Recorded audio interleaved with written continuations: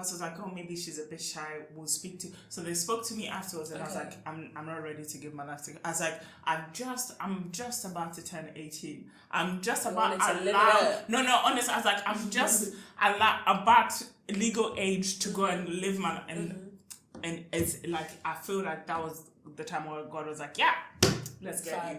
And for the next 7 days that I was there was like another 300 earthquakes, just like just like, so every 20 minutes you just start getting, shaking, and it's, well, so my whole nervous system was like running in overdrive, and it was quite interesting that in that moment I found myself suddenly compelled to cry out to God in prayer.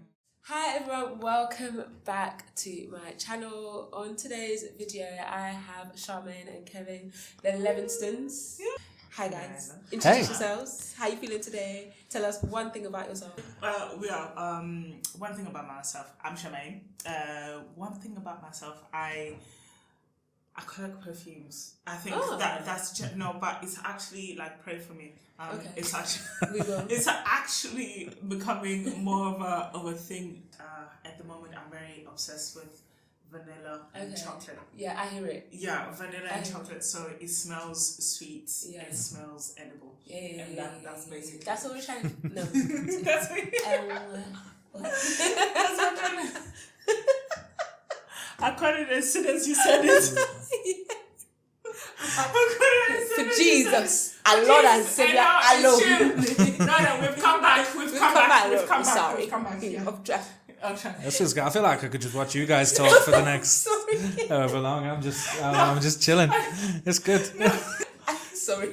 That's okay. How are you doing today? Yeah, I'm doing good. You tell us, okay. Get us out of our habits. Okay, no worries. Well, my name is Kevin, and I'm married to Charmaine. And what have I got that's similar to a list of perfumes? I've got a list of books. Okay. So, like, I heard, the way people always talk about how, like, such and such a person is like a bookworm. So, but the thing about this term is it actually implies that, every book we get, we read.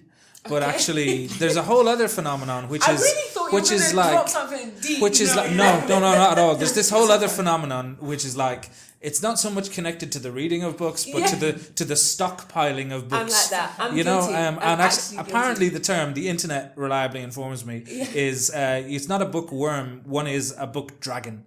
So it's like, the way the dragon in like The Hobbit sits on the gold and guards it, and it's all of great value.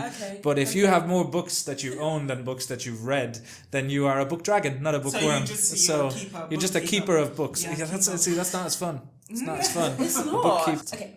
So, your Christian journey, I would like to just know how it's been for you guys. What would you say your highlight has been? What was the turning point for you in following Jesus? Why did you follow Jesus? And what was that one turning point for both of you? Do you want me to go first? Mine, I'll try and make it as quick as possible, because it's a long. Mine wasn't a very straightforward sort of kind of transition. So I grew up we believed in God. My grandmother used to take me to church. I hated it. The only reason I went was because she would buy me food afterwards. So for as long as I remember, we've always gone to church. And then, but it wasn't until I was 17. I think the reason why I always remember this is because I think that's where God really, really was like, okay, no, enough. You're coming along. And it was like I was 17. I was going to our home church at the time. And I remember I love music. I've always loved worship music, and they were playing Hillsong at the time, and my hands were raised, and I was. And then, so they were singing, I forgot, but it was a very popular Hillsong song at the time. And our pastor then said, the choir is still singing, and my hands are still raised up, and I'm crying. And I don't know why. And in my mind, I'm just being emotional. It's one of those things that I do. And they're like, if this is your moment and you're surrendering your life to God, please, keep your hands raised, and the ushers. So, my hands is raised because I didn't hear anything he said. My hands are raised, and then he all I feel is like an usher tapping me, and him, mind you, this was like quite a relatively small church, like maybe 100 people. So he's like, oh, please, let's clap for the lady in the row, you know, and all of the other people, everybody around me is clapping, and then he's like, would you like to come up the altar? I said, no, I'm not going. Wait, did you realise at this point that he was talking to you? Yeah. Okay. Because there were now like 2 ushers around me. Oh, right. My mom and my cousin are looking at me like, and my mom's like, Charmaine, go up, because now she's embarrassed. Like, you've done this to yourself. Go. And in my mind, I'm like, no, I was just still praising. I don't want to give my life to God. I didn't mean it. And they were like, the guy, and they're like, literally, at this point, my mom was like, literally pulling me. And I was like, no. And the pastor was like, oh, maybe she's a bit shy, we'll speak to. So they spoke to me afterwards, and I was like, I'm not ready to give my life to God. I was like, I'm just about to turn 18. I'm just about honestly, I was like, I'm just about legal age to go and live my and it's like, I feel like that was the time where God was like, yeah, let's get you. And I was, at the time I was in like a boarding school, so there was like a weekly sessions, and I started going, and like there was a friend of mine that was really just, she was gifted at everything, and like in academia, like I've always loved academia, like I loved excelling, and like it's very competitive for me. So and I could never beat this girl. So I always thought in my mind, like, what is it about her? And she didn't study as much as I did. And I asked her one day, and I was like, what is it that, and she's like, I just pray. Like, and even until now, she's like, still a huge believer. We've kind of lost touch, but like, she was such an inspiration to me that I was like, you know what, I'm going to start trying to make this God thing very seriously. But I think I didn't have the right models around me, because that was like then my last year of A-levels, and then I you know, the church I was in, it was very grey, lukewarm, because I joined the choir, but everybody in the choir, like, they were living different lives at the time. No, honestly, like, it was a point where, like, we would come to church, and then, because I didn't know any better, because I thought, like, at the time when you're a baby Christian and you literally are not reading your word for yourself, you're not praying, you don't know. So whatever you see around you is what you sort of kind of emulate. So I thought it was normal to go to the club and come to church, like barely just live it, like barely opening your eyes on a just Sunday. About and just about coming, and you're just like, Lord, I made it. And in my mind, because I thought that was normal, and I was like, you know, everybody's like this. This is what Christianity is about. Can I ask you, did you have any sense of conviction? No, at the time, because in my, like, I think yes, there was, but I didn't. I still thought that it was just normal. Because in my mind, I was like, maybe I'm taking this whole Christian thing a bit too seriously. And then I went to university, and so I moved to London. Went to university, and I met like these people that were really on fire for God. And at the time, it was I made friends during freshers that were really also like Christians, you know, from African background, so you know, but like Christians. And then, but then I also met like people that were on fire, but they lived differently. You know, so shout out to Fumi if you're watching this. But like when I met her, like she just loved God. She just and again, God used music to really get me. And she was like, "Oh, come and sing. We do praise and worship." So I joined, and at the time, it started off as a really small group. It was just me, her, and you know, a few other people. And we started, and we would pray. And at that point in time, we were like, okay, we're taking it seriously, but we're not. And then at the end of the year, me and my friend Blessing, so I remember us sitting outside of a pub, like, and Blessing was like, I think God is really calling us. And I was like, I know, I've been feeling the same. And then she's like, we can't keep doing this. And I was like, I know.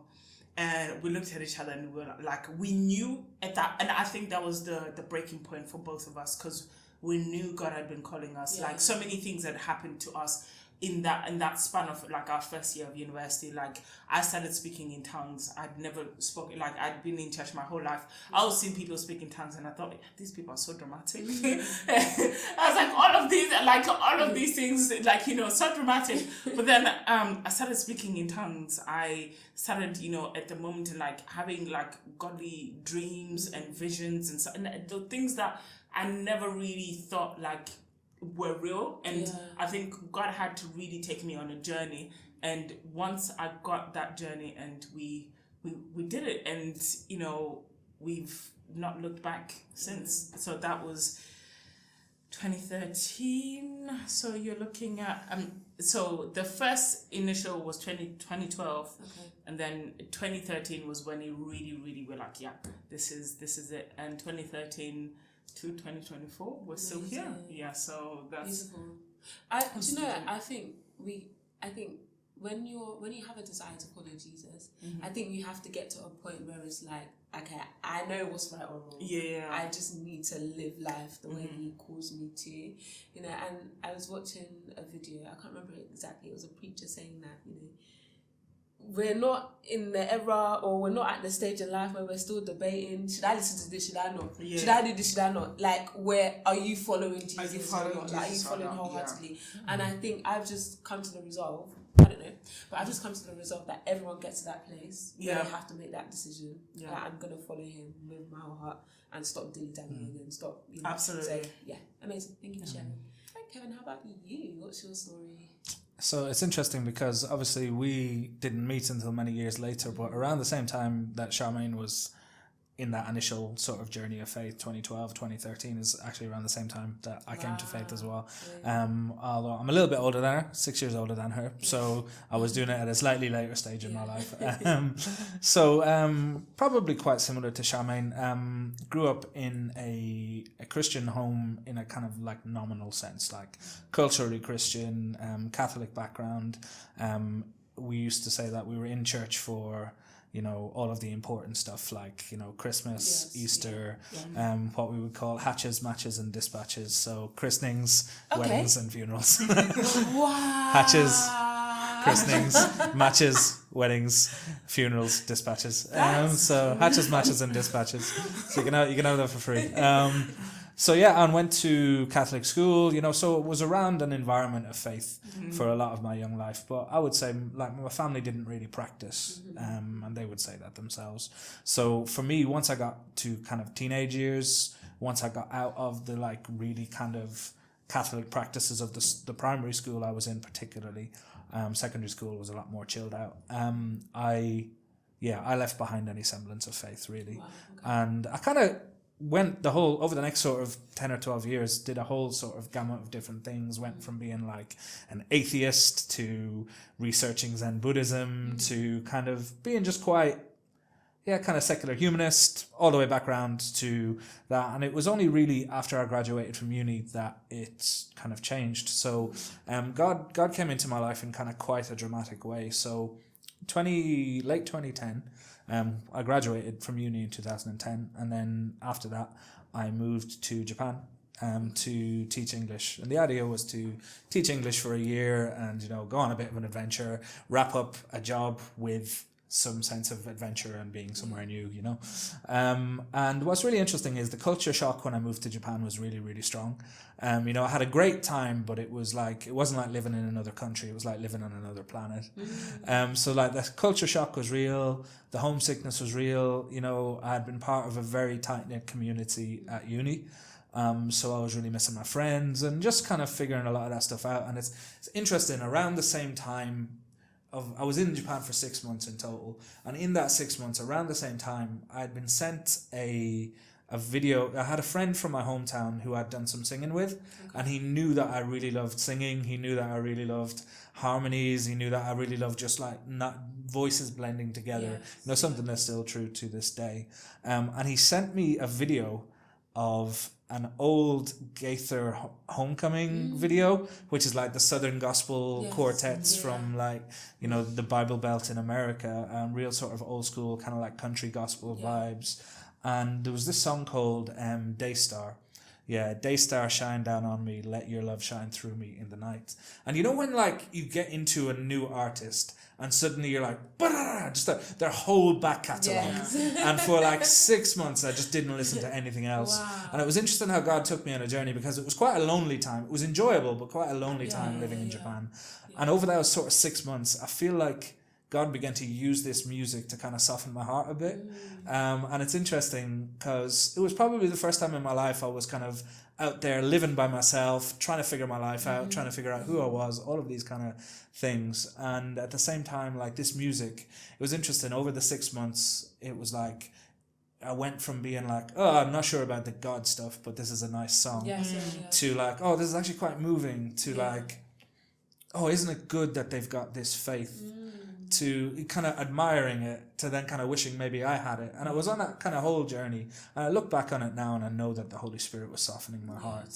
And it's kind of a good job he was, because I was supposed to be there for a year, but about 6 months into my time out there, there was a 9.2 on the Richter scale earthquake just off the coast of Japan. It's since remembered and known as the Fukushima Daiichi Tohoku earthquake disaster. So it's a long name.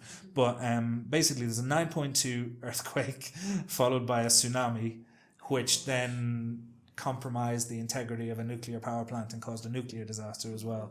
So I was there for about a week when that happened, and it was almost like suddenly I was in a situation where I didn't know if I was going to be okay. I didn't know if I was safe. I was scared. I was pretty much traumatized. You know, I mean, you're still in a country where you don't really speak the language. You don't know anyone. You don't have a support structure around you, really.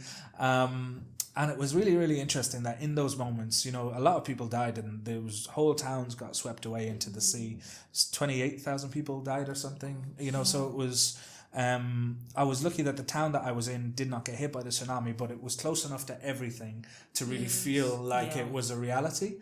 And, you know, there was a 9.2 earthquake, and for the next 7 days that I was there was like another 300 earthquakes, just like mini, just like, so every 20 minutes you just start getting, you know, shaken. And it's, well, so my whole nervous system was like running in overdrive. And it was quite interesting that in that moment, I found myself suddenly compelled to cry out to God in prayer.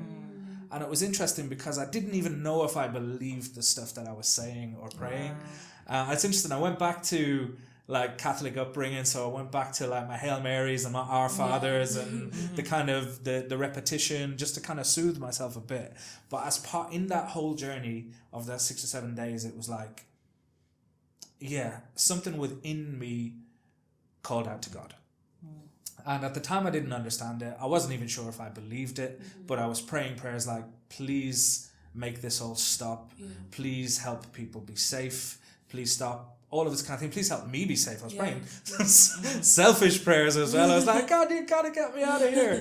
And it's interesting. So that whole happened. I stayed there for another 7 days and then I flew home. And it was interesting. Over the following sort of year, I kind of tried to kind of just totally compartmentalize that entire experience, probably because I related the faith moment that I'd had, I aligned it with the traumatic experience that I'd had as well. So I didn't want to think about the God thing. I didn't want to think about the prayer. I didn't want to think about the journey. Didn't want to think about Japan really, if I'm honest with you. But in that time then I moved to the UK permanently, been here since, and I was living in Cardiff in South Wales. And over that year, I kind of feel like my life was on pause a little bit because I had not dealt with, reconciled, processed, grieved, or just in any way come to understand what had happened to me. And I got to about a year later, it was just before Easter 2012, and I was like, working in a Revolution vodka bar in the kitchen, you know, during the rugby games, working 14, 15-hour shifts, sculling Red Bulls, you know, going out drinking with friends and all of this kind of stuff. And got to a point after one particularly heavy weekend where I was like, there has to be more to life than this. There just has to be more than this. So I started Googling churches. Just out of nowhere, I was just like, Google churches. And I remember I had a conversation with somebody I worked with who was like, you know, because I'd started to maybe claim a bit of faith at this point, and I spoke to this guy called David, who's a Ghanaian gentleman that I worked with, and he was like, "Do you go to church?" And I was like, "No, I don't need to go to church to have faith. You know, it's personal." Yes. And he was like, "Well, if you say you've got a relationship with God, how come you never go see him?" You know, and which was a really, I mean, I have mixed feelings about that theology now, but at the time, it was something that was really helpful to me to hear, because I was like, "Oh, okay, but I still kind of like buried it." Let me go to his house. Yeah. Let's go see. But then basically this one, I just literally, he had said, okay, if you want to go to a church that's like a little bit more vibrant, a little bit more for today, because I had a lot of baggage and opinions and I guess a lot of ego from myself towards the Catholic Church and how I felt it didn't really have anything to say to me in 2012 in the UK, you know. And he was like, you should go to a Pentecostal church. So I literally Googled Pentecostal churches, Cardiff, and I found one that was first search result, and I thought, let me go next week.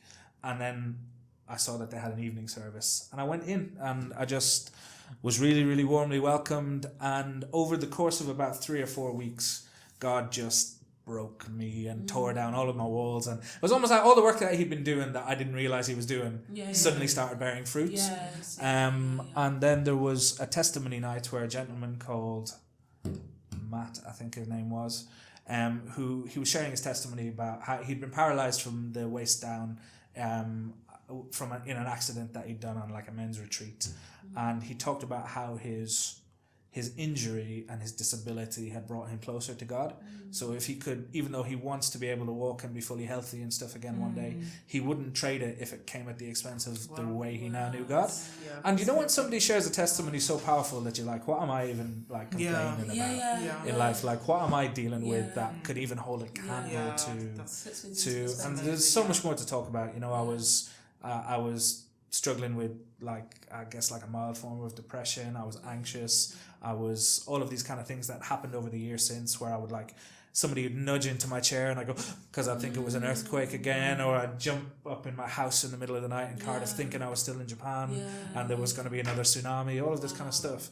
And it's interesting because it all came to a head at that testimony night, where the pastor said, if anybody wants to come and give their life to Jesus, now is the time to do it. What are you waiting for?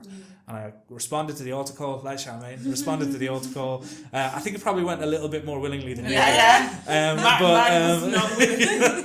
found myself going down there, and somebody prayed, and I prayed a prayer, and I accepted Jesus into my life, and it was like all of the heaviness just lifted off me in an instant. And life has never been the same. That's 12 years ago now. Wow. So I guess for the both of you, what made you pick Jesus? Because you talked about exploring, okay, you were atheist, then secular humanism, is it? Sort of, yeah. What made you, when you realised that, there is some level of faith, why didn't you go down another route? Why was it Christianity? I guess for you, Charmaine, as well, why was it that you said, okay, I'm realising that God is real. Why was it the Christian faith that you said, this is it, this is the truth that I'm following?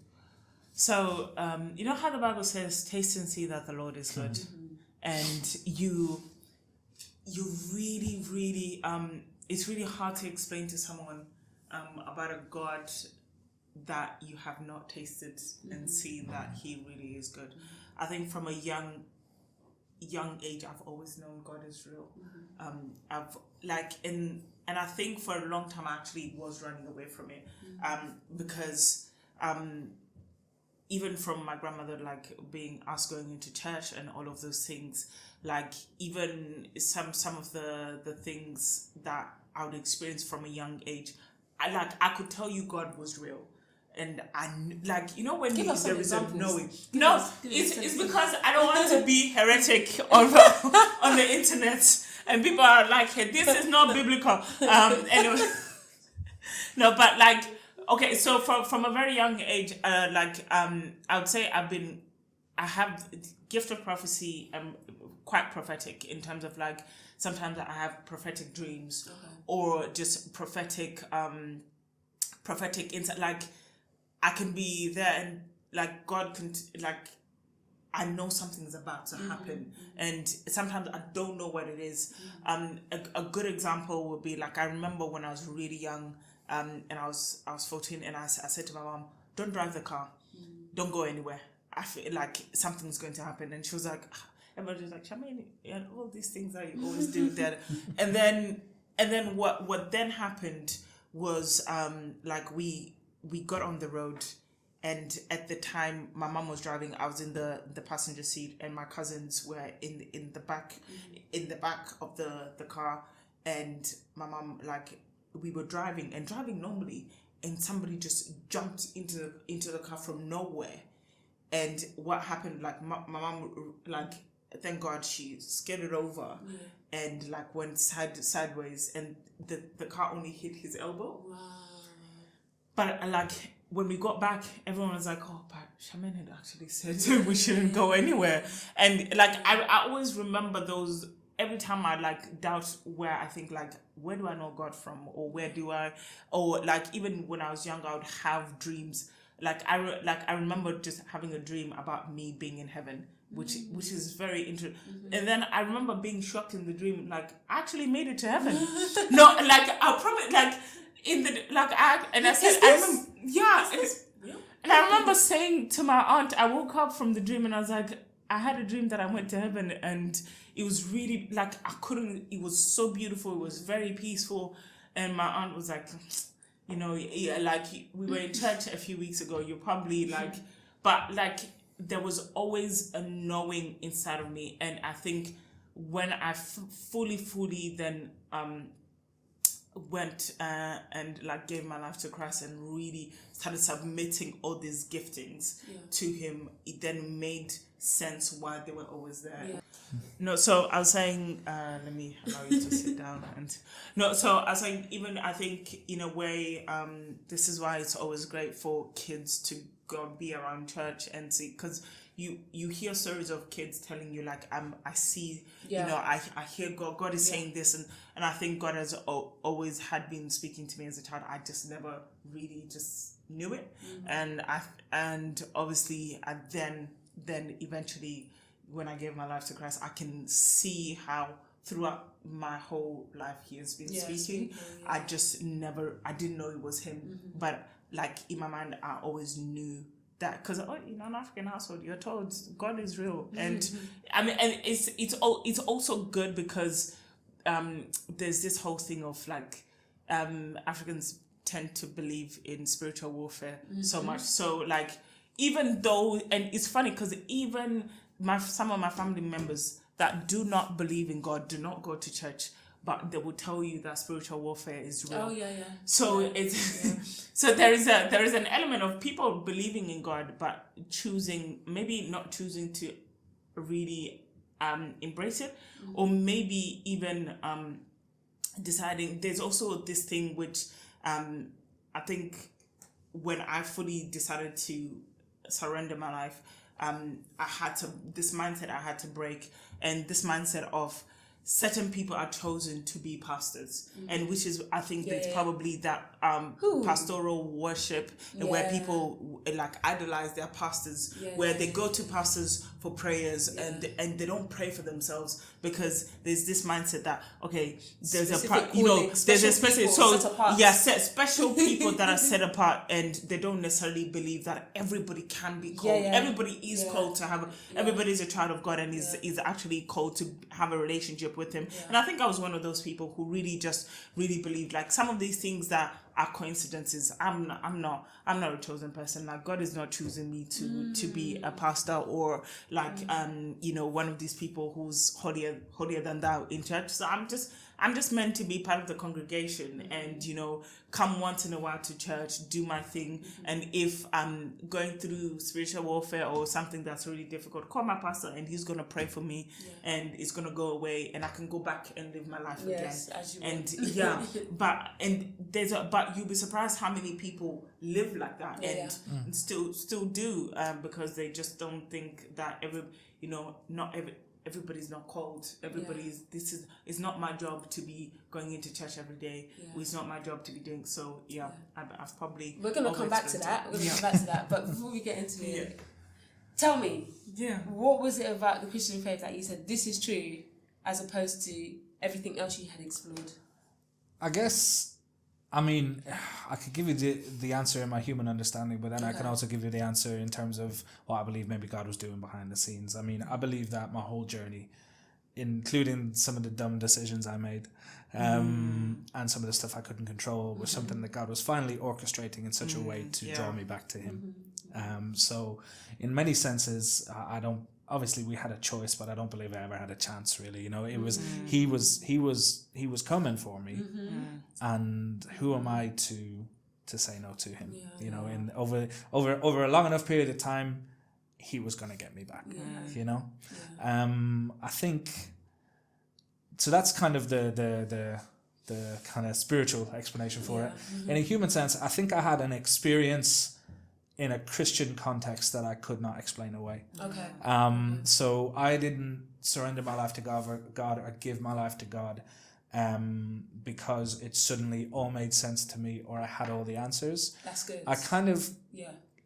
I always say to people, I don't love Jesus because I know everything about him. I love him, and so I want to know everything about him. You know, that kind of thing. So good, so for me, it was like two things had happened in order to get me to a place where I was like, okay, this Jesus thing, I got to do it. The first thing was like, it sounds so cliche, but like nothing else I had tried had really satisfied. Like it just didn't. You know, the progressive kind of secular framework and worldview did not have any answers for me that stood up to any real scrutiny.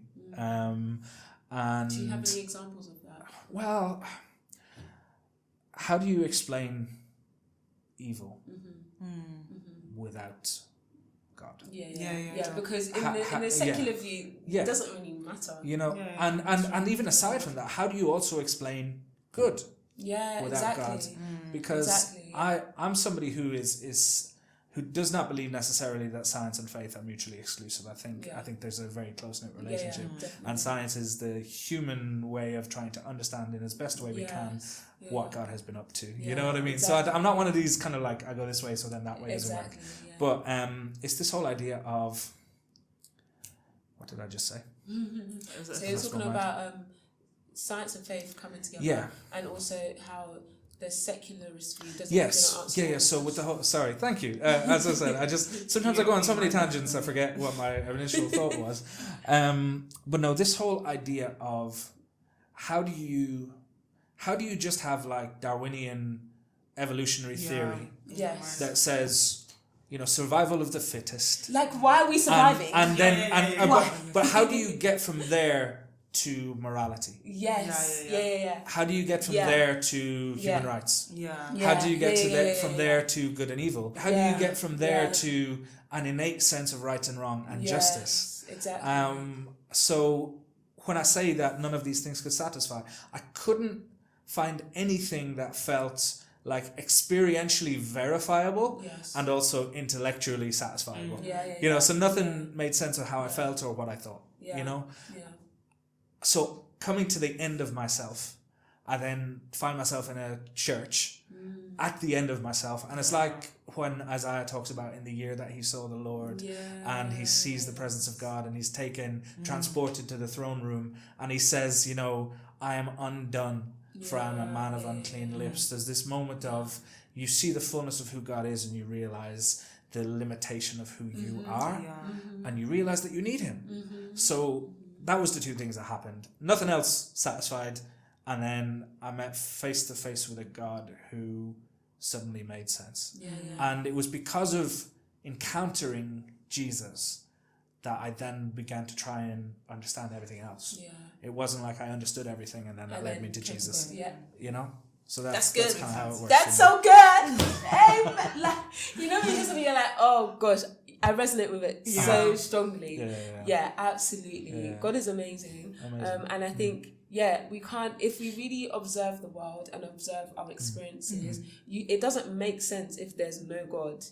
It doesn't make sense. Even the fact that we can think about justice, the fact that we can ask the question of good and evil, the fact that we can fight for human rights does not make sense if we weren't created with intention, with purpose, if we don't have value. Because ultimately, you remove God, what gives us our value? Why should I treat you right? Why should you treat me right? Survival of the fittest actually is I bring down everyone else in order for Yeah. me to rise to the top. Essentially, like if you're weak, sorry, it's it. That's it for you. And There's no also, room, so- also when you see the gospel over time, when you come to see a gospel, the gospel is not just a set of doctrinal beliefs or a historical record, Yes, but like a story to be lived into now. Yeah. Like even to this day, you know, working for church for the last 7 years, been in the faith for 12 years, I still sometimes feel like I don't have any more answers today than I did on day one. I hear that. But I hear that. It's the only lens that I can look through and look at the world, and the world makes sense. Yeah. That's it for me. Yeah. Amazing. Thank you guys for sharing that. No worries.